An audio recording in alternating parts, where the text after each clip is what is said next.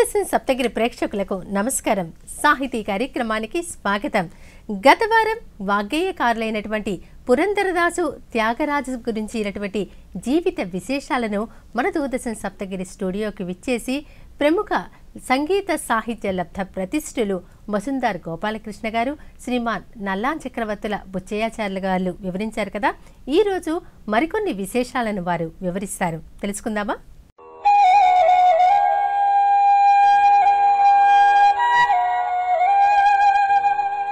అమ్మ భాష నీకు ఆప్యాయతనొసగు ఎల్ల వేళలందు తల్లిగాను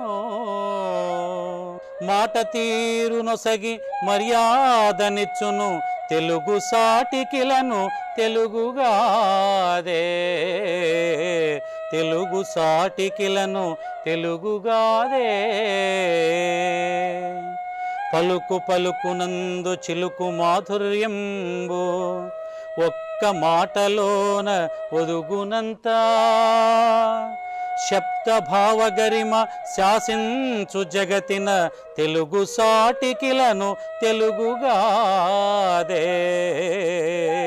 తెలుగు సాటికిలను తెలుగుగాదే.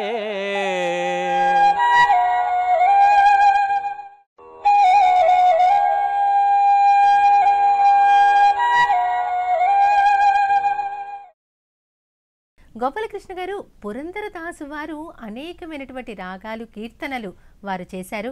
వాటి గురించి వివరిస్తూ ఏదైనా ఒక కీర్తనను మీరు ఆలపిస్తారా?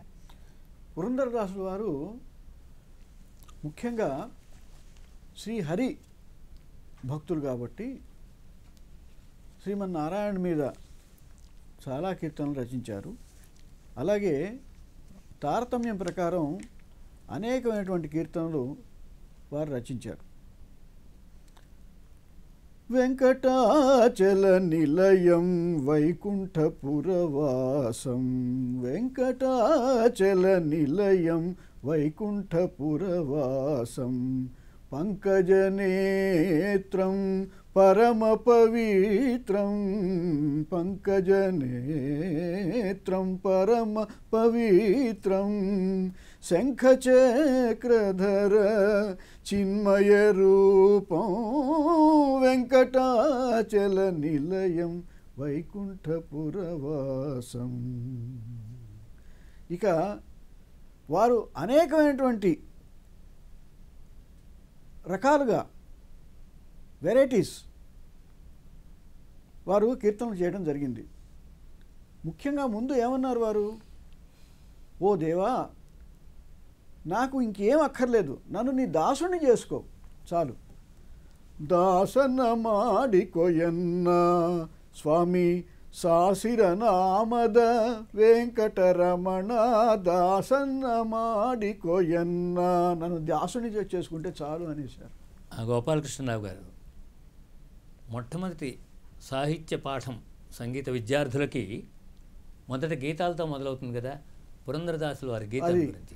పురంధరదాసుల వారు పాఠ్యాంశంగా వారి రచననే పాఠ్యాంశంగా ఇప్పుడు ప్రస్తుతం జరుగుతున్నది ఏంటంటే లంబోదర లకుమికర అంబాసుత అమర వినుత శ్రీగణనాథ సింధూర వర్ణ కరుణ సాగర కరివదన లంబోదర లకుమికర అంబాసుత అమర వినుత. ఇది మొట్టమొదటి, అంటే స్వరాలు ముందు సరళి స్వరాలు, అలంకారాలు ఇవన్నీ కూడా స్వరపాఠమే చెప్తారు. స్వరపాఠంలోంచి సాహిత్య పాఠంలోకి వచ్చినప్పుడు, అంటే గీతాలు అంటారు వాటిని, గీతాల్లోకి వచ్చినప్పుడు స్వరం ఒక చట్రం. ఆ చట్రంలో సాహిత్యం యొక్క అక్షరాలు పొదగబడతాయి. అందులో మొట్టమొదటి పాఠ్యాంశంగా పురంధరదాసుల వారి శ్రీ గణనాథ సింధూరవర్ణ వారు రచించినటువంటి గణేశ స్తుతితో ఈ పాఠ్యాంశాలు మొదలవుతుంది. మలహరి రాగంలో బాగుందండి, చాలా బాగుందండి. అలాగే బుచ్చయ్యాచార్యులు గారు, ఇందాక మనం ఘనరాగ పంచరత్న కీర్తనల గురించి మాట్లాడుకుంటున్నాం.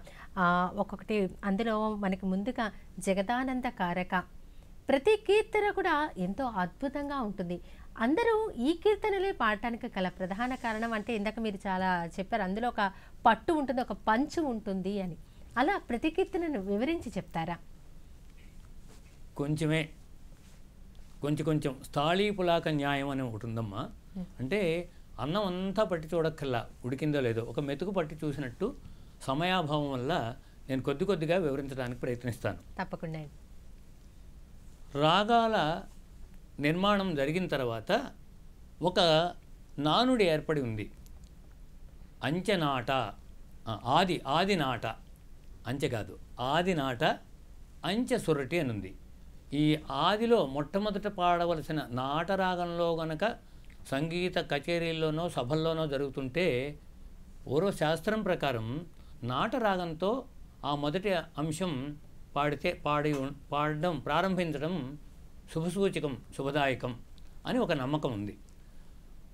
అది అందుకని ఈ పంచరత్నాల్లో మొట్టమొదటిది నాటరాగం. ఇంకా కూడా స్వర ప్రక్రియల ప్రకారం 12 స్వరస్థానాలను ఇందాక మనం చెప్పుకున్నాం కదా, ఆ 12 స్వరస్థానాల్లోంచి కొంచెం యువతలకు వచ్చి భారతదేశంలో ముఖ్యంగా కర్ణాటక సంగీతంలో 4 స్వరస్థానాలు అదనంగా ఉన్నాయి. ప్రపంచానికి అంతటికీ ఉన్నది 12 స్వరస్థానాలు. మనం వాటిని 12 స్వరస్థానములు అని చెప్పుకుంటున్నాం శాస్త్రం ప్రకారం. అది కాక దాంట్లోనే మధ్యలో ఉన్న శృతులని 4 ప్రత్యేకంగా లాగి ఇవి కూడా పాడడానికి చాలా బాగున్నాయి, అనుకూలంగా ఉన్నాయని సంగీత శాస్త్రవేత్తలు నిర్ధారించారు. వాళ్ళందరూ ఋషులే శాస్త్రవేత్తలు. లోకానికి ఉపయోగపడేటటువంటి పనులు చేసేవాళ్ళు ఋషులే కదా. వారు నిర్దేశించిన 16 స్వరస్థానాల్లో ఈ నాటరాగంలో వచ్చేటటువంటి రిషభం అతి ముఖ్యమైన స్వరం. సరి గమ, ఇది శృతి, అందుకని అంత రుచిగా ఉన్నట్టుగా ఉండకుండా ఉంటుంది, గమనిస్తే ఉంటుంది. సరి, అది నిర్దిష్టంగా సరి అనడానికి లేదు, కదులుతూ పాడాలి. సరి, స్వింగింగ్ నోట్, జలంలోని అల లాంటిది.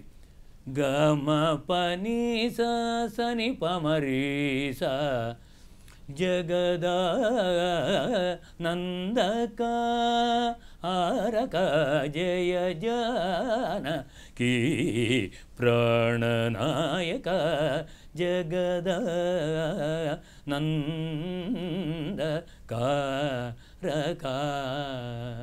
అని ఉండేది. దీంట్లో అమరతారక నిచయ కుముదహిత పరిపూర్ణానఘసురసుర భూజదధిపయో ధివాసహరణ సుందరతర వదన సుధ మయవచో బృంద గోవింద సానందమ వరాజరాప్త శుభకర అనేక జగదా. ఎంత సమాసం చూడండి, ఏమి లేదు. దీన్ని అర్థం విడదీస్తే ఏంటంటే, దేవతా బృందం మధ్యలో శ్రీరామచంద్రుడు జానకీ వల్లభుడు చంద్రుడిలాగా ప్రకాశిస్తున్నాడు అని దీని సాహిత్య ముఖ్య భావం. ఇంత పెద్ద సమాసం. అమరతారక నిచయ కుముదహిత పరిపూర్ణ నఘసురసుర, ఇవన్నీ ఆయన విశేషణాలు. అనఘ సురసుర భూజ అంటే దేవతలకే కల్పవృక్షం లాంటివాడు అని ఇలాంటి విశేషణ ప్రయోగాలతోటి ఉన్నది ఈ కృతి. ఈ పంచరత్న కీర్తన అంటాం దీన్ని. దీని తర్వాత గౌళరాగంలో రెండోది. గౌళరాగం ఇందాక మనం పురంధరదాసుల వారు చెప్పిన మాయామాళ గౌళ జన్యం. దుడుకూగల నన్నేదోర కొడుకు బ్రోచుర ఎంతో, ఇది ఈ దుడుకుగల కీర్తన త్యాగరాజస్వామి వారి నైత్యానుసంధానం అంటారమ్మా దీన్ని. నైత్యానుసంధానం అంటే ఒక జీవుడికి అహంకారం రాకుండా ఉండడానికి తనని తను ఎప్పుడూ తగ్గించుకుంటూ ఉండాలి. ఇప్పుడు అందరికీ తెలిసిన పదం ఏమిటి, డౌన్ టు ది ఎర్త్ అంటున్నారు కదా. ఈ తగ్గేదేలే అనకుండా డౌన్ టు ది ఎర్త్ అని మనని మనం కంట్రోల్ చేసుకుంటూ ఉండడానికి త్యాగరాజస్వామి వారు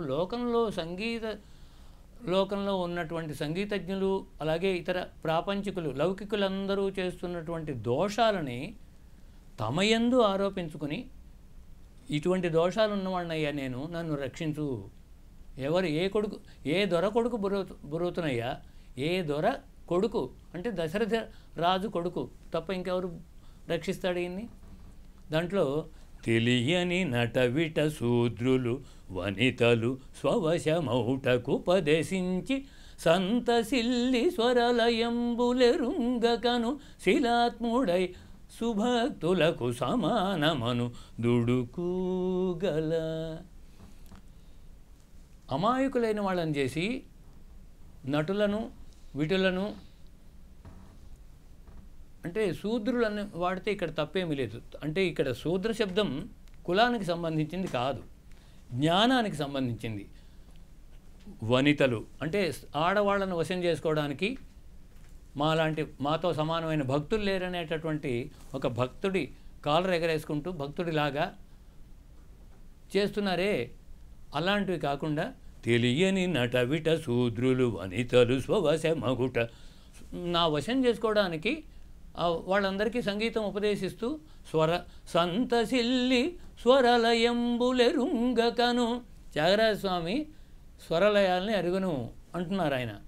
ఆయన ఎరగకపోతే ఈ లోకం అసలు దిక్కే ఉన్నా ఉందండి ఈ సంగీత ప్రపంచానికి.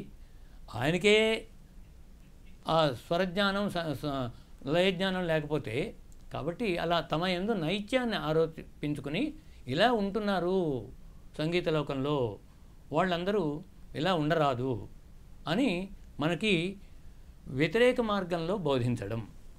తర్వాత మూడవ పంచరత్న కీర్తన ఆరభి రాగం. ఈ పంచరత్న కీర్తన గురించి నేను ప్రత్యేకంగా మనవి చేయాల్సిన విషయం ఒకటి ఉంది.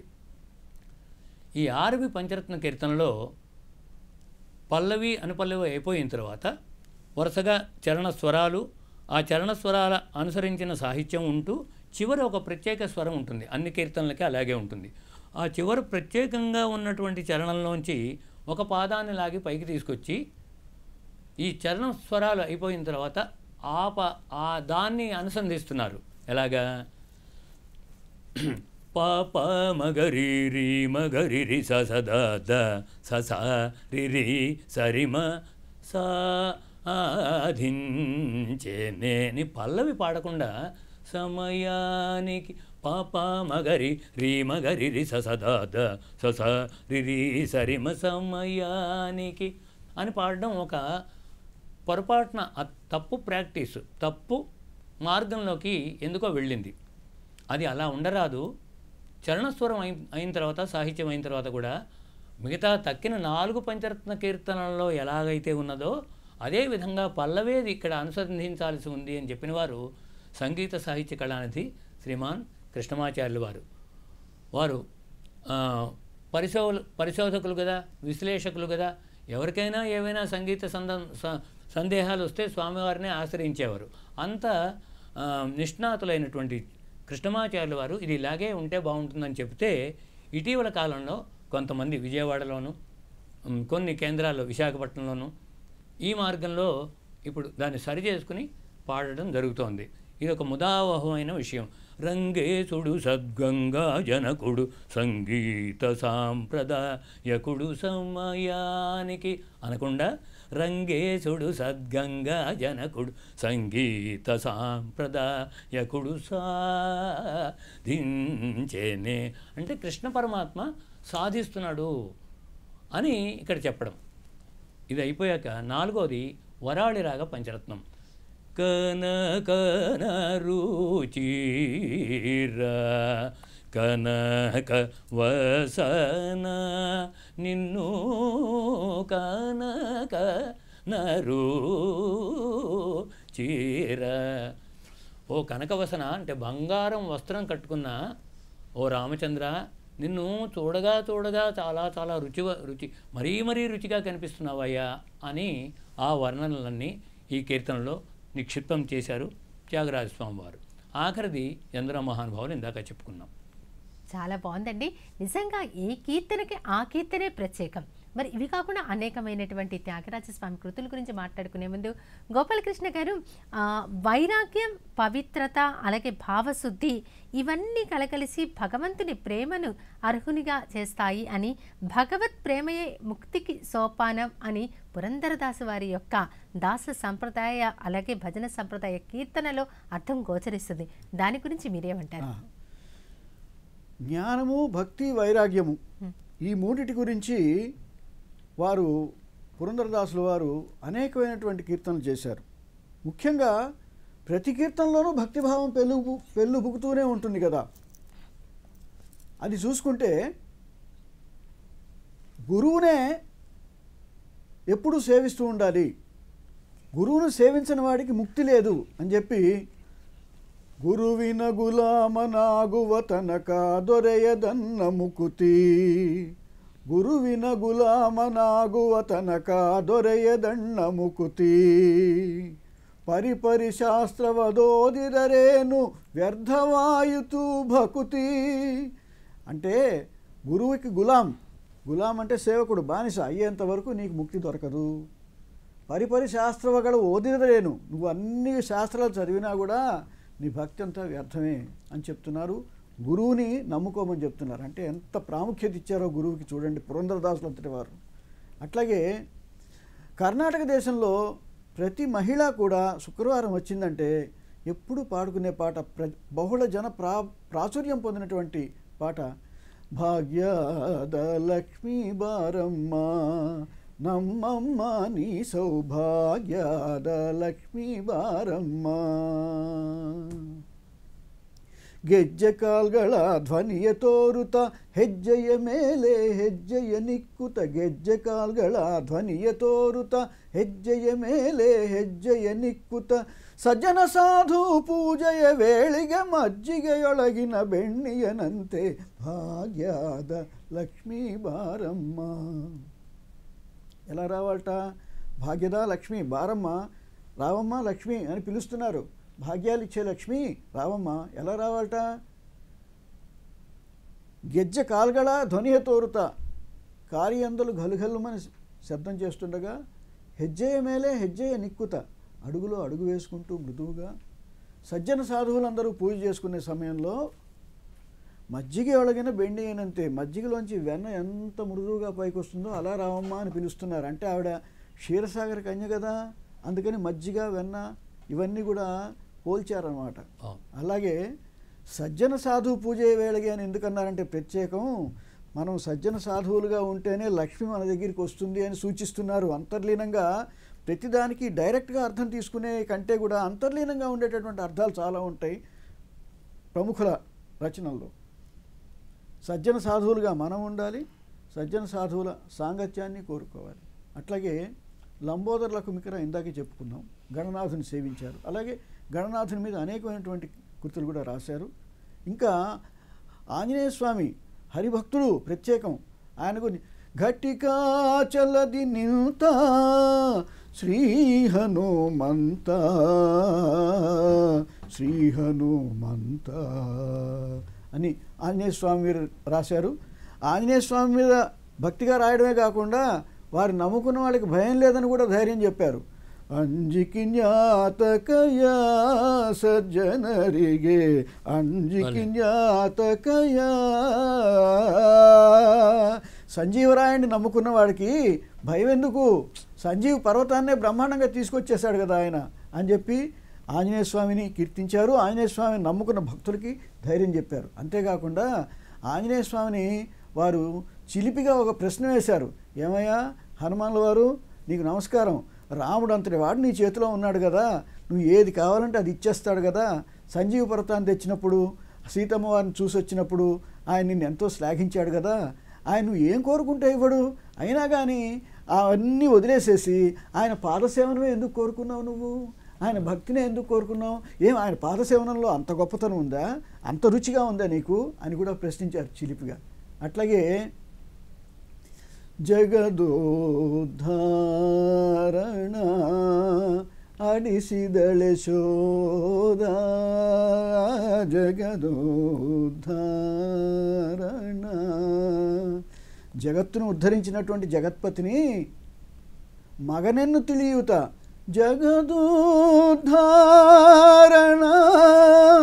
మగనెన్ను తెలియుత. తన కుమారుడే అనుకుందిట పాపం ఆవిడ, అమాయకురాలు యశోద. ఆయన జగత్పతి అని ఆవిడకి తెలియదు అనుకొని అడిసిదళే కొట్టిందిట అని ఆశ్చర్యపోతున్నారు అని పాఠభేదం. ఆడిసిదళే యశోద అని కూడా ఉన్నది, అంటే ఆడించిందిట అని చెప్పి చమత్కరిస్తున్నారు. ఇలాగా ఇదే కాకుండా రామ మంత్రవ జపిసో హే మనుజ రామ మంత్రవ జపిసో, రామమంత్రాన్ని సదా జపించండి అని చెప్పి కూడా వారు చెప్తున్నారు. అట్లాగే ఇందాక గురువుగారు చెప్పినట్టు ప్రాస విషయంలో కూడా వారు చాలా నిక్కచ్చిగా ఉన్నారు. వెంకటరమణని బారో శేషాచల వాసనే బారో పంకజనాభ పరమ పవిత్ర శంకరమిత్రనే బారో. ఇది ఒక లైన్. మొదలు వెంకటరమణనే బారో శేషాచల వాసనే బారో పంకజనాభ పరమ పవిత్ర శంకరమిత్రనే బారో వెంకటరమణనే బారో. వెంకటరమణ, పంకజనాభ, శంకరమిత్ర. కకారం అన్ని చోట్ల కూడా పలుకుతోంది. ఈ కీర్తనలో సున్నాతో కూడినటువంటి కకారం ప్రత్యేకించి పలుకుతున్నది. ఈ కీర్తనలో ప్రత్యేకత ఏమిటంటే, ఒక చరణంలోనే ఏమన్నా నువ్వు చిన్న బాలకుడివి రా నీకు ముద్దిస్తాను అంటారు. రెండవ చరణంలో నువ్వు మన్మధుడికి తండ్రివి జగత్పతివి అని కీర్తిస్తారు. సమయాభావం వల్ల అవన్నీ కూడా పాడడానికి అవకాశం లేదు. కానీ ఇంకా ముండిగే అని చెప్పి ఒక పదప్రయోగం ఉన్నది కన్నడ దేశంలో. ముండిగే అంటే ఒకటు అంటారు కన్నడలో. పొడుపు కథ అని అర్థం. అంటే పైకి కనిపించేటటువంటి అర్థం ఒక రకంగా ఉంటుంది, అంతర్లీనంగా మరొక అర్థం ఉంటుంది. చాలా వేదాంతపరమైనటువంటి అర్థం. మండిగే అనేటటువంటి ఒక వంటకాన్ని సూచిస్తూ, అది చేసేటప్పుడు చాలా కష్టంగా ఉంటుందిట, తింటే చాలా రుచిగా ఉంటుంది. ఆ మండిగే అనేటటువంటి ఆ వంటకాన్ని సూచిస్తూ ముండిగే అనేటటువంటి ఒక పదప్రయోగం ఏర్పడింది. అట్లాగే ఒక పెద్ద వుడెన్ బ్లాక్ అంటే ఒక పెద్ద చెట్టు యొక్క మానుని ఎత్తటం సామాన్యుడికి సాధ్యం కాదు, బలశాలికే సాధ్యం అవుతుంది. అట్లాగే ఈ ముండిగల్లో ఉండేటటువంటి అర్థాలు కూడా మామూలు వాళ్ళకి అర్థం కావు, వేదాంతపరమైనటువంటి అర్థాలు చాలా ఉంటాయన్నమాట. అట్లా దానికి ఎగ్జాంపుల్గా చెప్పాలంటే, ఉదాహరణగా ముళ్ళు కొನೆಯ ಮೇಲೆ ಮೂರು ಕೆರೆಯ ಕಟ್ಟೆ ಮುಳ್ಳು ಕೊನೆಯ ಮೇಲೆ ಮೂರು ಕೆರೆಯ ಕಟ್ಟೆ ಎರಡು ತುಂಬದು ಒಂದು ತುಂಬಲೇ ಇಲ್ಲ ಎರಡು ತುಂಬದು ಒಂದು ತುಂಬಲೇ ಇಲ್ಲ. ముళ్ళు కొనే మేలే, ముళ్ళు చాలా లోతైనటువంటి భావం. అది అంత తొందరగా రెండు ముక్కల్లో చెప్పడానికి సాధ్యం కానంత లోతైన భావం. స్థూలంగా చెప్పాలంటే, ముళ్ళు కొనలాంటి ఓ జీవుడా, నిన్ను ఆవరించి ఉన్నటువంటి ఈ దేహం ఏదైతే ఉందో పుణ్య సంపాదనకు అదే మార్గం. ఈ దేహంలో జవసత్వాలు ఉన్నప్పుడే సాధన చేసుకో. దీంట్లో ముసలితనం వచ్చేసి జవసత్వాలు శక్తి ఒడిగిపోయిన తర్వాత నువ్వేమి చేయలేవు. అనవసరమైనటువంటి వ్యర్థ ప్రలాపాలతో సమయాన్ని వృధా చేయకు అని చెప్పి హెచ్చరించేటటువంటి ఈ ముండిగా ఇది పొడుపు కథలా ఉంటుంది. చాలా కష్టమైనటువంటి విషయం. అయితే పండిత పామరులకు కూడా చాలా అర్థమయ్యేటటువంటి విషయాలు చాలా చెప్పారు వారు. ఒక కీర్తనలో ఆచారవిల్లదే నాలిగే నిమ నీచబుద్ధి మానుకో అని చెప్పి, ఆచారం లేని నాలిక నీ నీచబుద్ధి మానుకో అని నాలికని తిడుతున్నారు. మన నాలికని తిడుతున్నారు. మన నాలికని అంటే మామూలుగా మనిషి యొక్క నాలికని వారు విమర్శిస్తున్నారు. ఏమిటిట, నాలిక అనవసరమైన విషయాలన్నీ మాట్లాడుతుంది. ఓ నాలిక, నువ్వు అనవసరమైన విషయాలు మాట్లాడద్దు, నువ్వు వ్యర్థ ప్రలాపాలు మాట్లాడద్దు, వాళ్ళ మీద వీళ్ళ మీద చాడీలు చెప్పద్దు, హరి భజన చేసుకో అంటే నాలికని దానికోసమే వాడాలి అని చెప్పి. అట్లాగే రామనామ పాయసకే కృష్ణనామ సకరే అని, రామనామం యొక్క పాయసంలో కృష్ణనామం అనేటటువంటి చక్కెర వేయాలట.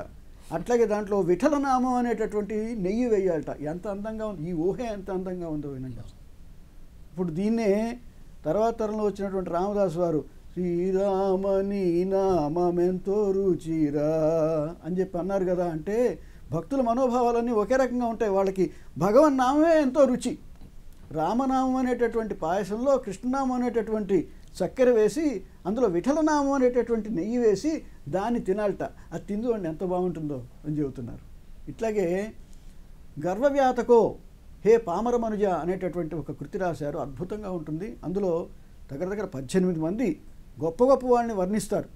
వర్ణించి వాళ్ళల్లో ఉన్నటువంటి ఏ క్వాలిటీ అయినా ఏ విశేషణమైనా నీలో ఉన్నదా, నీ గర్వం ఎందుకు అని ప్రశ్నిస్తారు.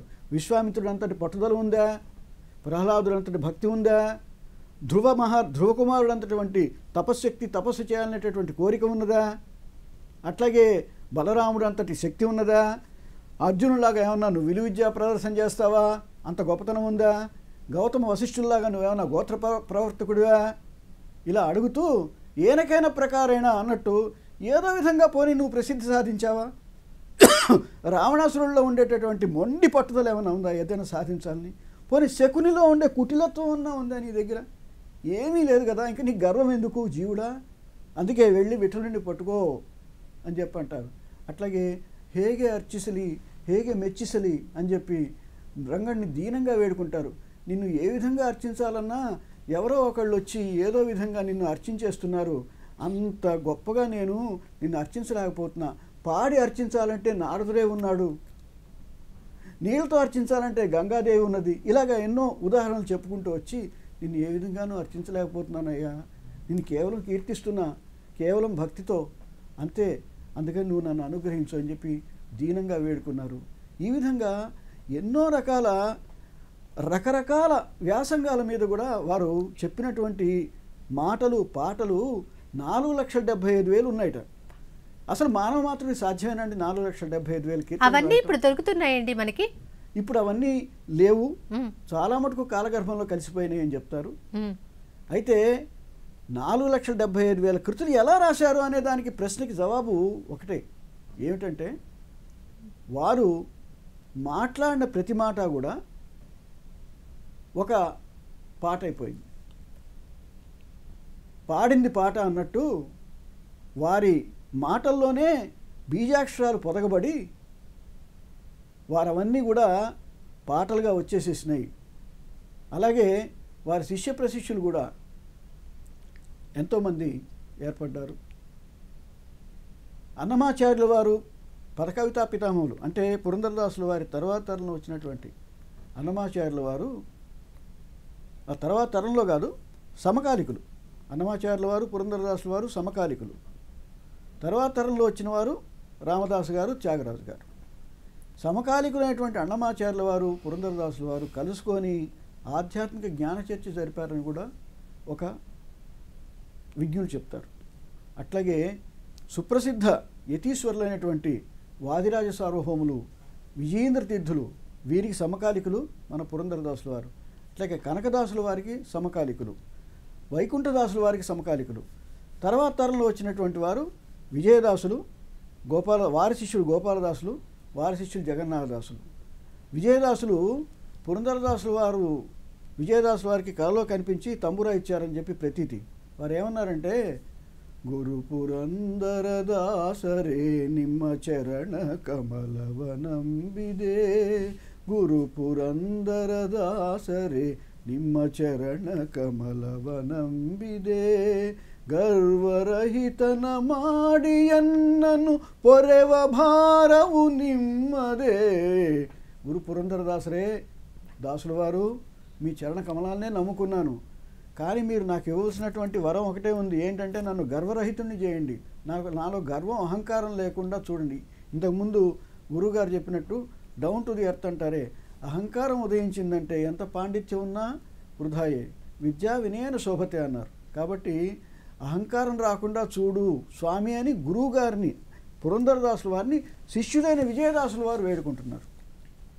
అంత గొప్ప సాహిత్యం తర్వాత తరాల్లో కూడా పురంధరదాసుల వారి మీద ఏర్పడింది. దాస బోధనల సారాన్ని చాలా చక్కగా గోపాలకృష్ణ గారు వివరించారు. బుచ్చియాచార్య గారు నాదోపాసన ద్వారా సంగీతం ద్వారా అంటే నాదోపాసన ద్వారా సంగీతం ద్వారా భగవంతుణ్ణి చేరవచ్చు, నాదమే యోగంగా సంగీతమే శ్వాసగా వారు జీవించారు అంటారు. నిధి చాలా సుఖమా, నా రాముని సన్నిధి చాలా సుఖమా అంటారు త్యాగరాజస్వామి వారు. అలాగే త్యాగరాజస్వామి వారి ఉత్సవ సంప్రదాయ కీర్తనల గురించి వివరిస్తారా? మంచిదమ్మా, తప్పకుండా మంచి ప్రశ్న. త్యాగరాజస్వామి వారి రచనలు ఒక 4 విధాలుగా మనం విభాగించుకోవచ్చు. సంగీత శిక్షణ పొంది కొంత శాస్త్రజ్ఞానాన్ని సాధించుకుని పాడగలిగిన కీర్తనలని ఒక లెవెల్, అది ఒక స్థాయి. అంతకంటే కొంచెం ఉత్తమ మధ్యమంగా ఉండేటటువంటి, అంటే అన్నీ ఉత్తమాలే, ఆ ఉత్తమాల్లో అన్నీ ఉత్తమాలే అయినా అందరూ పాడుకోవడానికి అనుకూలంగా ఎక్కువ సాధన చేస్తే కానీ పాడుకోలేని స్థాయిలో కొన్ని ఉంటాయి. ఒక పరిమితమైన సాధన చేసి సాధించుకోగలిగినవి కొన్ని ఉంటాయి. కేవలం విని వాటిని పాడడానికి ప్రయత్నించగలిగేటటువంటి స్థాయిలో సులభ శైలిలో ఉన్న కీర్తనలు ఒక 2 విధాలుగా ఉన్నాయి. ఇవి ఉత్సవ సంప్రదాయ కీర్తనలు, అలాగే దివ్యనామ సంకీర్తనలు. ఉత్సవ సంప్రదాయ కీర్తనలు అంటే స్వామికి విశేషమైన సేవలు చేస్తూ ఆ సేవల్లో మేలుకోవయ్యమం మేలుకో రామా మేలైన సీత సమేతన భాగ్యమా, ఇది ఉత్సవ సంప్రదాయ కీర్తన. అలాగే సీతా కళ్యాణ వైభోగమే రామ కళ్యాణ వైభోగమే, లాలి పాటలు. లాలి లాలయ్య లాలి శ్రీరామ లాలి లాలయ్య లాలి, ఇవి కొంత సులభ శైలిలో ఉన్నట్టు కొన్ని సంగతులు పెద్ద స్థాయిలో ఉన్నప్పటికీ హాయిగా పాడుకోవడానికి అనుకూలంగా. కరుణా జలధే దాశరథే కమనీయానన సుగుణ నిధే ఏ, ఇది దివ్యనామ సంకీర్తన. బాగుంది. నగుమోము గలవాని నామనో హరుని జగమేలు సూరుని జానకి వరుని, ఇది దివ్యనామ సంకీర్తన. ఇలాంటి దివ్యనామ సంకీర్తనలు బాగా ఎక్కువ జనబాహుళ్యానికి బాగా మనసుకు ఎక్కేటటువంటివి, ఆకర్షణీయమైనటువంటివి ఇవి చేశారు. ఇంకొక 4 విధాలున్నాగా 4వది ఏమిటంటే ఒక 3 యక్షగాన సంప్రదాయాల్లో రచనలు చేశారు త్యాగరాజస్వామి వారు. నౌకాచరితము, ప్రహ్లాద భక్తి విజయము, సీతారామ విజయము, ఈ 3 యక్షగానాలు వారు రచించారు. ఇందులో సీతారామ విజయం బాగా జనబాహుళ్యంలోకి రాలేదు. ప్రహ్లాద భక్తి విజయం, అలాగే నౌకాచరితం. ఈ నౌకాచరితం గురించి ఒక విషయం చెప్పాలి. అందరూ దీన్ని ఏమంటుంటారు పొరపాటున, నౌకాచరిత్ర అని వాడకంలో పడిపోయింది. అది నౌకాచరిత్ర అంటే నౌక యొక్క కథ, అది భక్తిది ఎలా అవుతుంది? కాదు, నౌకాచరిత్ర కాదు, అది నౌకాచరితము. అంటే గోపికలు కృష్ణుని తమ మధ్యలో ఉంచుకుని ఒక వ్రతాన్ని ఆచరించారు. నౌకాచరితం, నౌకయందు ఆచరింపబడినది అని ఇతివృత్తం, దాని ఇతివృత్తానికి పెట్టుకున్న పేరు, నామకరణం. నౌకాచరితం, నౌకయందు గోపికలు ఆచరించిన ఒక వ్రతం. ఏమీ లేదు, అహంకారం వదిలేసి అన్ని సమర్పణాభావంతో స్వామి తప్ప ఇంకా ఎవరికి గతి ఏమీ లేదు, అన్యథా శరణం నాస్తి త్వమేవ శరణం మమ తస్మాత్ కారుణ్య భావేన రక్షరక్ష జనార్దన అన్న భావంతో జీవులందరూ ఉండాలి అని చెప్పేటటువంటి భక్తి ప్రబోధ సందేశంతో కూడినది నౌకాచరితం. బాగుందండి. అమృత తుల్యమైనటువంటి విషయాలను తెలియజేశారు. అలాగే గోపాలకృష్ణ గారు, పురంధరదాసు వారి కృతులు అనేకం ఉన్నాయి అని అన్నారు కదా, వెలుగులోనికి రాని కృతులు కూడా ఉన్నాయి అని అంటారు. వాటి గురించి మీరేమంటారు? ఇందాక మనం చెప్పుకున్నట్టు ఈ గర్భవ్యాతకో ఒకటి, హేగి అర్చిసలి హేగి మెచ్చిసలి ఒకటి, అట్లాగే ఇంకా ఎన్నో కృతులు, ముండిగలు ముఖ్యంగా సుళాదులు, ఉగాభోగములు అనేటటువంటి అనేకమైనటువంటి ప్రక్రియలు బయటికి రాకుండా ఉండిపోయినాయి. ఇవే కాకుండా ఇంకా చాలా కృతులు, ఓ శారదాంబ నా నాలికేందు నీవు నిలవమ్మా అని చెప్పి ఒక కృతి రాశారు. అది ఎక్కువగా బయట వినపడదు. అట్లాగే ఆంజనేయ స్వామి మీద రాసినటువంటి అనేకమైనటువంటి కీర్తనలు బయటికి రాలేదు. ముఖ్యంగా జగదుద్ధారణ, తర్వాత రామమంత్ర జపిసో, అల్లినోడల రామ ఇల్లినోడల రామ, ఇవన్నీ కూడా ఒక కొన్ని కీర్తనలు బాగా జనబాహుజనంలోకి వచ్చినవి కాకుండా చాలా కృతులు వెనకబడిపోయినాయి. అయితే వీరు రాసినటువంటి అనేక కీర్తనలు కలిపి పురంధర ఉపనిషత్తు అయిపోయినాయి. వాటిని ఒక ఉపనిషత్తుగా అందరూ కీర్తించారు. పురంధరోపనిషత్తు అని వాటిని అంటారు. అట్లాగే గురువుగారు చెప్పినటువంటి ప్రహ్లాద భక్త విజయము అనేటటువంటి ఒక గ్రంథంలో త్యాగరాజస్వామి వారు కూడా పురంధరదాసుల వారిని కీర్తించారు అని చెప్పి చెప్పబడింది. బాగుందండి. బుచ్చయ్యాచార్యులు గారు, మరి త్యాగరాజుల వారి గురించి మీరు అనేకమైనటువంటి విషయాలు తెలియజేశారు, అలాగే వారి కృతులను తెలియజేశారు. వారి సమకాలికులు అలాగే వారి శిష్యవర్గం వారి గురించి కూడా తెలియజేస్తారా? తప్పకుండానమ్మా. వారు సమకాలీకుల్లో ముఖ్యంగా చెప్పుకోదగిన వారు ముగ్గురు. త్యాగరాజస్వామితో కలిసి సంగీత త్రిమూర్తులు, మూర్తిత్రయం అంటున్న మహాభక్తులు, వాగ్గేయకారులు, సంగీతానికి ఎనలేని సేవ చేసిన వారు ఈ ముగ్గురు. వారు ఎవరంటే ముత్తుస్వామి దీక్షితుల వారు. ముత్తుస్వామి దీక్షితుల వారు వీణ వాయిస్తూ పాడేవారు. మనం త్రిమూర్తుల ఫోటో చూసినప్పుడు వీణతో ఉండే బొమ్మ చిత్రం ఉన్నవారు ముత్తుస్వామి దీక్షితులు. జనసామాన్యానికి గుర్తుపట్టడానికి వీలుగా త్రిమూర్తుల చిత్రపటంలో వీణ పెట్టుకుని ఉండేవారు ముత్తుస్వామి దీక్షితుల వారు. నిలువుగా తంబురా పెట్టుకుని కొంచెం పెద్ద బొజ్జతో ఉండేవారు శ్యామశాస్త్రి గారు. దేవీ ఉపాసకులు, అద్భుతమైన పరమ భక్తులు. వారు కూడా అద్వితీయమైన సేవ సంగీత లోకానికి చేశారు. తర్వాత ఒక ప్రభు, తిరువాన్కూరు ప్రభు, ఆయన పేరు స్వాతి తిరునాళ్ మహారాజా. పద్మనాభస్వామి భక్తులు ఆ వంశం. దాంట్లో స్వాతి తిరునాళ్ అని ఒక మహానుభావులు. వీరి ముగ్గురు రచనలో కొంచెం వినిపిస్తాను.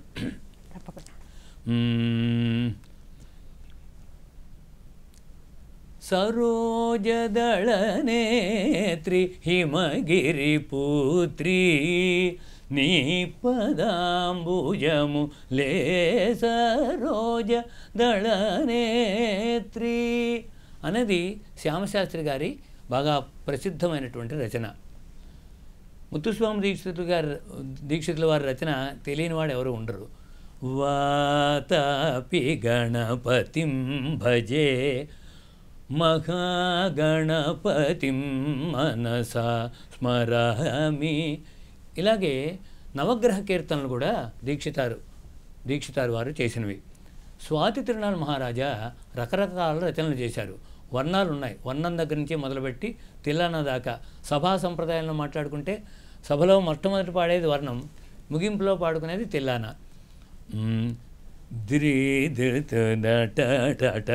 దీద్రననతతుం తా నాచ రహే గోరే తాం ధితాం తై తై దిన దిన దీం ధృధృ నుత దిన దీంత ధృధృధృతం. ఇది హిందీ భాషతో ఉంటుంది. స్వాతి తిరునాళ్ వారు సంస్కృతంలో ఎక్కువ రచనలు చేశారు, తెలుగులో కూడా కొద్ది రచనలు చేశారని ఉంది. స్వాతి తిరునాళ్ వారు చక్రవర్తి ప్రభు అయినా కూడా సంగీతంలో ప్రత్యేకమైన దీంట్లో వారి రచనలు కూడా బాగా అనేకం ఉన్నాయి, సంగీత లోకంలో వినియోగంలో ఉన్నాయి. బాగుందండి. చాలా చక్కగా వారి సమకాలికులు వారి ఇంకొక మాట కీర్తనలు. అమ్మా. చెప్పండి. త్యాగరాజ స్వామి వారి శిష్య పరంపరలో అద్భుతమైన వాగ్గేయకారులు ఉన్నారు. వీణ కుప్పయ్యర్ గారు, పట్నం సుబ్రహ్మణ్యయ్యర్ గారు. మా తరానికి అంటే త్యాగరాజ స్వామి వారి శిష్య పరంపర మాదిగా కాబట్టి మా తరంలో మా పూర్వులు మొట్టమొదటి వారి మాకు సంగీతం రావడానికి ఆ శాఖ అధిపతి ఆకుమళ్ళ వెంకట సుబ్బయ్య గారు. ఆకుమళ్ళ వెంకట సుబ్బయ్య గారు త్యాగరాజ స్వామి వారి ప్రియ శిష్యులు, తెలుగువారు. వారి శిష్యులు సుసర్ల దక్షిణామూర్తి శాస్త్రులు గారు. వారి శిష్యులు గాయక సార్వభౌములైన పారుపల్లి రామకృష్ణయ్య పంతులు గారు. వారి శిష్యులు కృష్ణమాచార్యుల వారు. కృష్ణమాచార్యుల వారి శిష్యుణ్ణి, తనయుణ్ణి కూడా నేను.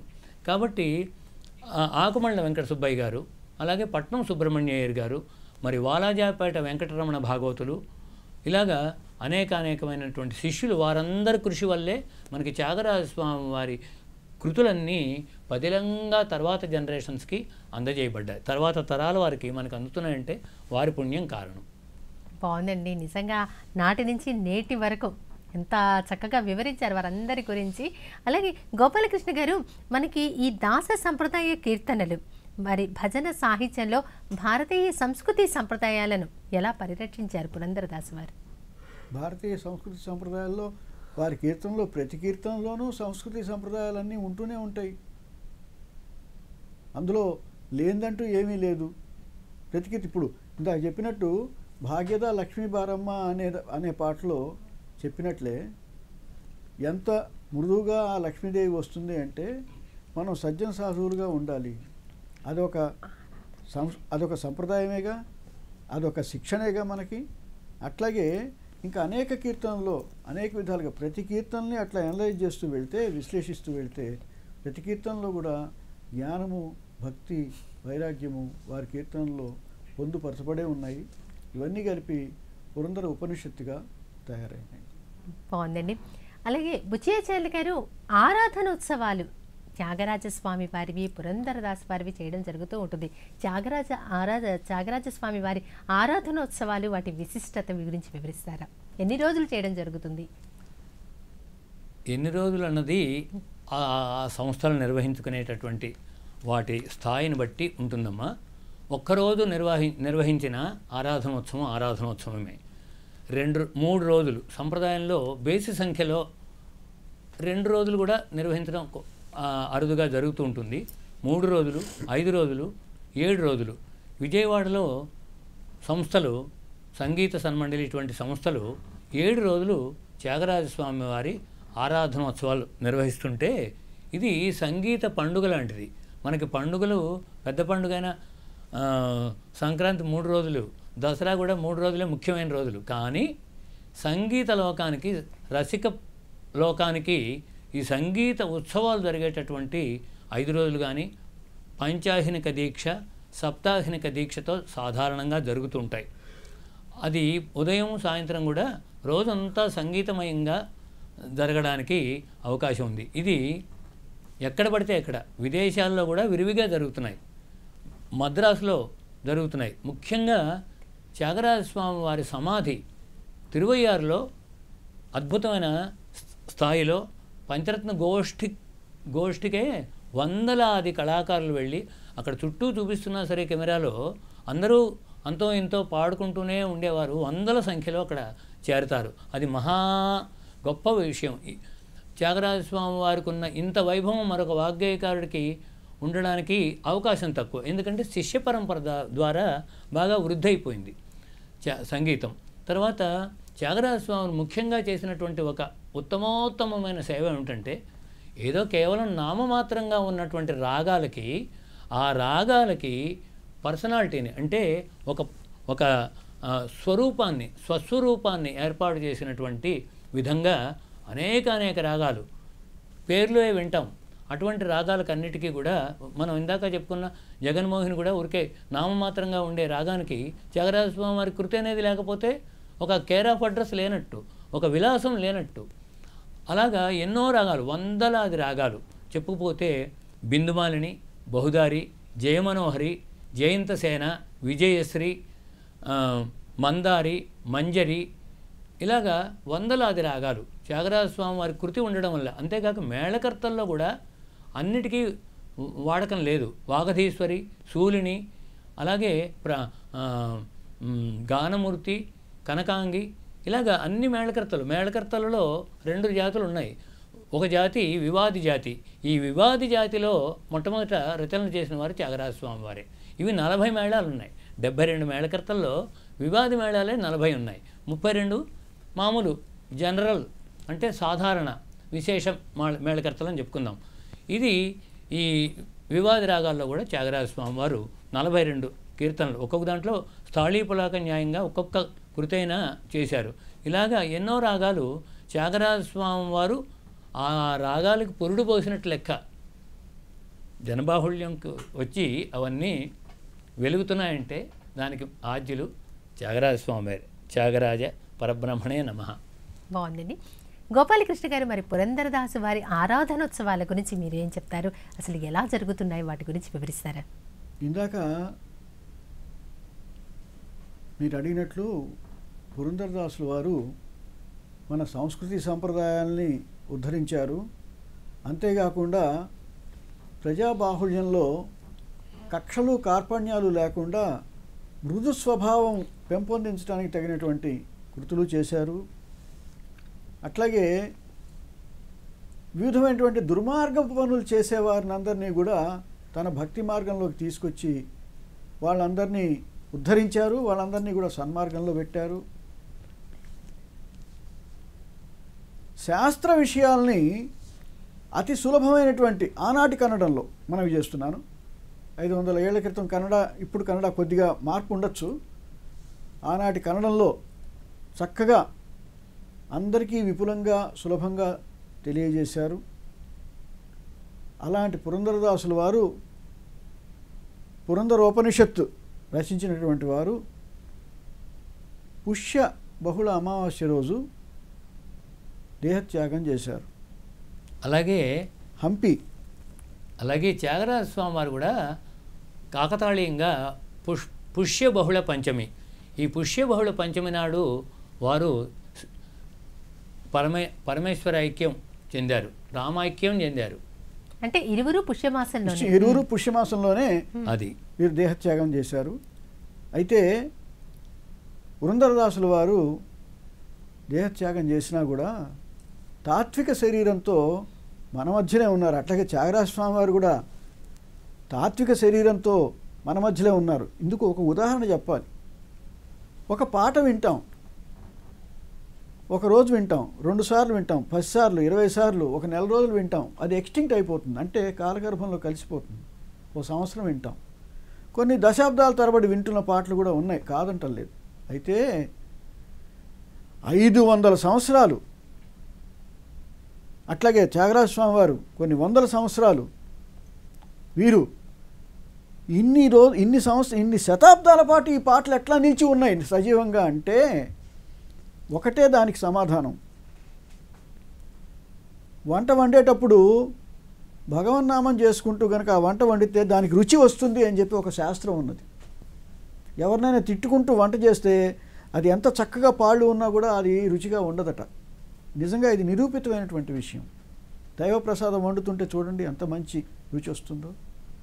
అట్లాగే వీరు త్యాగరాజస్వామి వారే కానీ, పురంధరదాసుల వారే కానీ, అనేక దాసుల వారులే కానీ, వాగ్గేయకారులే కానీ ఎవరైనా సరే వారు రచించినప్పుడు వారి మనోభావాలు ఎంత భక్తి పారవశ్యంతో ఉన్నాయనే దానివల్లనే ఆ పాటలన్నీ కూడా ఇప్పటికీ సజీవంగా ఉన్నాయి.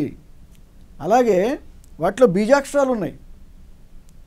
ఇంకా చెప్పాలంటే భగవంతుడే వాంగ్మయ రూపంలో ఆ పాటల్లో ప్రతి అక్షరంలో కూడా నెలకొని ఉన్నాడు. అందువల్లే అవి ఇప్పటిదాకా కూడా సజీవంగా ఉన్నాయి, ఇంకా ఉంటాయి, ఇంకా ఎన్ని శతాబ్దాలైనా ఉంటాయి. అలాంటి పురంధరదాసుల వారు హంపి క్షేత్రంలో పుష్యబహుళ అమావాస్య రోజు దేహత్యాగం చేశారు. సుమారుగా చారిత్రక ఆధారాల ప్రకారం 1564వ సంవత్సరం అని చెప్పి చెప్తారు. కానీ అది దాంట్లో కొన్ని విభేదాలు ఉండొచ్చు. పుష్యబహుళ అమావాస్య రోజు వారి ఆరాధన విశేషంగా జరుగుతుంది. విజయవాడలో, హైదరాబాద్లో అనేకమైనటువంటి సంగీత సమ్మేళనాలు ఉన్నాయి. హైదరాబాద్లో అమృతవర్షిణి అనేటటువంటి ఒక సంస్థ ఉన్నది. వారు కూడా పురంధరదాసుల వారి, త్యాగరాజ స్వాముల వారి ఆరాధనలు బాగా జరుపుతున్నారు. వీటిలో కూడా గురువుగారు చెప్పినట్టు 1 రోజు, 7 రోజులు, 10 రోజులు ఇట్లా జరుపుకునేటటువంటి అంశాలు ఉన్నాయి. వీరందరూ కూడా తాత్విక శరీరంతో మన మధ్యనే ఉన్నారనడానికి ఏ విధమైనటువంటి సందేహం లేదు. శ్రీ పురంధర గురుభ్యో నమః. మీరు చెప్పిన దానికి గోపాలకృష్ణరావు గారు, మీరు చెప్పిన దానికి ఒక ఉట్టంకింపు చేస్తాను. ఇప్పుడున్న పరిస్థితి, సమాజ పరిస్థితి, తల్లిదండ్రులను ఎవరు తలుచుకుంటున్నారు? తాత ముత్తాతలను ఎవరైనా తలుచుకుంటున్నారా? తల్లిదండ్రులకి తిథి పెట్టడం అనేది కూడా బ్రాహ్మణ కుటుంబాల్లో కూడా అదేదో ఒక మొక్కుబడి వ్యవహారంగా సాగిపోతుంది కదా. ఇటువంటి స్థితిలో త్యాగరాజ స్వామి వారికి సొంత కొడుకులు ఎవరు లేరు. ఆయన గారికి ఉన్నది ఒక కూతురే, సీతారామలక్ష్మి. మనవళ్ళు, మునిమనవళ్ళు, మునిమనవళ్ళలాగా ప్రపంచమంతా, ప్రపంచవ్యాప్తంగా త్యాగరాజ స్వామి వారి సంస్మరణ జయంతి సందర్భంగా, వర్ధంతి సందర్భంగా ఇన్నిన్ని రోజులు, ఇన్నిన్ని సభలు పెట్టి, ఇన్నిన్ని కోట్లు ఖర్చు పెట్టి ఉత్సవాలు జరపడం అంటే ఇది నభూతో నభవిష్యత్తు కింద లెక్క వేయాలి. ప్రపంచ దేశాల్లో సంగీతం ఉన్నా ఈ వాగ్గేయకార వైభవం మన భారత జాతి యొక్క సొత్తు, భారత జాతి యొక్క సౌభాగ్యం, వైభోగం. వీరు మనకిచ్చినటువంటి ఈ సంపదని నిలబెట్టుకోవడం, వారిని సంస్మరించుకోవటం, ఆ పాటలు నిత్యము పాడుకోవడం, ఇవన్నీ కూడా మన కనీస కర్తవ్యాలని చెప్పి మనం చెప్పుకోవచ్చు. అంటే ఈ వాగ్గేయకారుల యొక్క వారు రచించినటువంటి అనేకమైనటువంటి కృతులు తప్పనిసరిగా ముందు తరాల వారికి తప్పనిసరిగా గురువులు తీసుకుని వెళ్ళాలి, వారి శిష్యులను తయారు చేయాలి, శిష్యులు ప్రశిష్యులను తయారు చేయాలి. అంతేనంటారు కదండి? అంతేనండి. బాగుందండి. బుచ్చియాచార్యులు గారు, కొన్ని త్యాగరాజ స్వామి కృతులతో కార్యక్రమాన్ని ముగిద్దాం. అలాగేనమ్మా. ఇది శాస్త్రీయ సంగీతంలో లేదు, వేరే వేరే సంగీతాల్లో ఉన్నది. త్యాగరాజ స్వామి వారు పాశ్చాత్య సంగీత పోకడల్లో కూడా కొన్ని రచనలు చేశారు. ఇది కూడా నేను దీనికి ఉటంకింపు. ఇది కాక త్యాగరాజ స్వామి వారు ఒక తాళానికి జీవం పోశారు. తాళానికి జీవం పోయడం అంటే రాగాలకు జీవం పోశారు. రాగాలకి అద్భుతమైనటువంటి ఒక శిల్పం చెక్కినట్టు ప్రతి రాగాన్ని, 100 రాగాలు, మారుమూల రాగాల్ని తీసుకొచ్చి ప్రతిష్ఠించారు. ఒక తాళం ఉంది, దేశాది తాళం అనేది. అంటే ఈ దేశాది తాళం శాస్త్రం ప్రకారం చెప్తే శాస్త్రం కానీ కొంచెం రెండో రకం, సౌతి తల్లి ప్రేమ చూపించాల్సినటువంటి తాళం. ఈ తాళం శాస్త్రంలో చెప్పింది 4 క్రియలు. ఒక నిశ్శబ్ద క్రియ, దాని తర్వాత ఇలాగా 3 సశబ్ద క్రియలతో ఉంటుంది. దీన్ని కొద్దిగా పాలిష్ చేసి దేశాది అనే వ్యవహారంతో, దేశాది తాళమే ఉన్న పేరే ఇది. ఎలాగూ దేశాది అని ఉంది కదా, ఇది కొంచెం అసౌకర్యంగా ఉండేలాగా ఎందుకు ఉండాలి? 3 దెబ్బల్లో ఏది మొదటిదో, ఏది రెండోదో, ఏది మూడోదో గుర్తుపెట్టుకోవడం కొంచెం కష్టమయ్యే పరిస్థితులు ఉంటాయి ముందు బుచ్చియాచార్యులు లాంటి వాళ్ళు పుట్టిన రోజుల్లో అని ఊహించిన త్యాగరాజ స్వామి వారు ఈ తాళాన్ని ఇదే నిబంధనతోటి ఒక 30 మాత్ర అంటే మామూలు భాషలో చెప్పుకోవాలంటే 3 అక్షరాలు విడిచిపెట్టి అది అలా వచ్చి అలా తిరిగి ఆవృతం అంటే తిరిగి రావడం, అలా తిరిగి వచ్చే విధంగా మామూలు ఆది తాళంలోనే 1 2 3 అని ఈ జాగా అంటారు. దీన్ని సంగీత భాషలో జాగా అంటాం. ఎత్తుగడ చిన్న మార్పు చేసి, ఎత్తుగడ మార్పు ముందర శాస్త్రంలో చెప్పిందే, దానిలో అద్భుత రసగుళికల లాంటి కీర్తనలు 100లు చేసి అందించారు. ఇవి కూడా జనబాహుళ్యంలో బాగా ప్రచారం పొందినవి. ఇవన్నీ ఒక రత్నాల హారంలాగా కూర్చి పాడడానికి ప్రయత్నం చేస్తాను. వారు త్యాగరాజ స్వామి వారు రచించిన రచనల్లో గిరిరాజ సుతా తనయ సదయ, అది తమని గురించి వారు చెప్పుకున్నది. గిరిరాజ కవి మనవడు త్యాగరాజ స్వామి. గిరిరాజ సుత అంటే వీరి తల్లి త్యాగరాజ స్వామి వారి తల్లి సీతమ్మ గారు. గిరిరాజ కవి కుమార్తె కొడుకు గిరిరాజ సుత, ఆ సుతకి యొక్క తనయ అని ఇండైరెక్ట్గా తన్ని గురించి చెప్పుకున్న, అంటే అది బాల్యపు చేష్టల కింద లెక్క. తర్వాత ఎక్కడ కృతుల్లో త్యాగరాజ అని ముద్ర ఎక్కడ వాడినా అది నేను అని కాదు, ఆ సాక్షాత్తు శంకర భగవానుడని. చాలా వాటిలో ఎక్కడైనా కొంచెం వేరే వేరే సందర్భాల్లో కొంచెం తక్కువ చేసుకుని చెప్పిన సందర్భంలో మాత్రం ఈ త్యాగరాజు అని అర్థం అలాగ వినియోగించారు. ఆ కీర్తనలు, ఆ దేశాది తాళకృతులు ఇప్పుడు కొన్ని.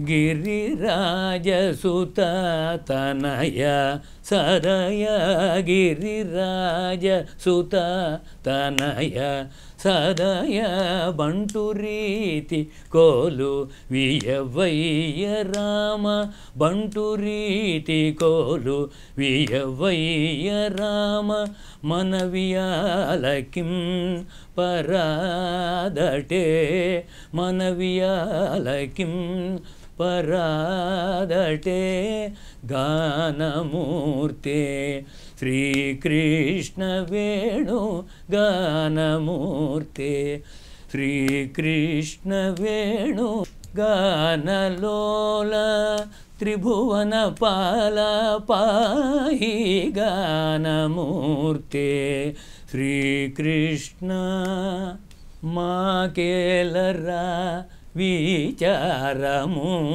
మాకేలరా విచారము మాకేలరా విచారము ఎంత భాగ్యము మా పాలగల్గితీవి ఎంత భాగ్యము మా పాలగల్గితీవి కళల నేర్చిన మూను చేసినది కళల నేర్చిన మూను చేసినది గాకనేమి 64 మరుగేలరా ఓ రాఘవ మరుగేలరా ఓ రాఘవ సరస సామదాన భేద దండ చతుర సరస సామదాన భేద దండ చతుర ఎంత వేడుకొందు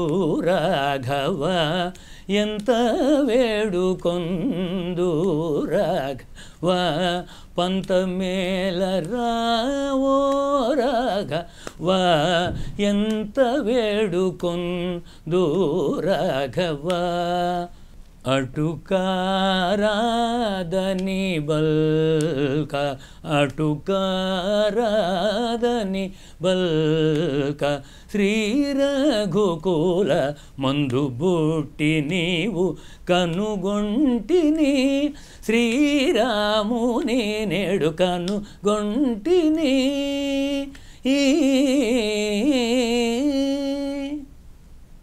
ఎంతటి భాగ్యమోనండి నిజంగా. ఇంత ఒక వైవిధ్యభరితమైనటువంటి చెప్పాలి అంటే ఒక మెడ్లీ అనాలి అలాంటి త్యాగరాజస్వామి కీర్తనలన్నింటినీ ఒక గొప్ప ప్రయోగంతో మాకు వినిపించారు బుచ్చయ్యాచార్యులు గారు. నిజంగా మేము ఎంతో అదృష్టం చేసుకున్నాం ఇలాంటివి. మరి ఈరోజు మా దూరదర్శన్ సప్తగిరి స్టూడియోకి విచ్చేసి పురంధరదాసు వారి గురించి అట్లాగే త్యాగరాజస్వామి వారి గురించి ఇంత గొప్ప వాగ్గేయకారుల జీవిత విశేషాలు వారి కృతులను ఎంతో చక్కగా తెలియజేశారు. చెప్పాలి అంటే ఒక సంగీత సంపద నిధిని మనం కాపాడుకుందాం. మా స్టూడియోకి విచ్చేసినందుకు ధన్యవాదాలు. నమస్కారం అండి. నమస్కారం. ఇది ఈనాటి సాహితీ కార్యక్రమం. వచ్చే వారం మరో అంశంతో సాహితీ కార్యక్రమంలో మళ్ళీ కలుద్దాం. అంతవరకు సెలవు మరి. నమస్కారం.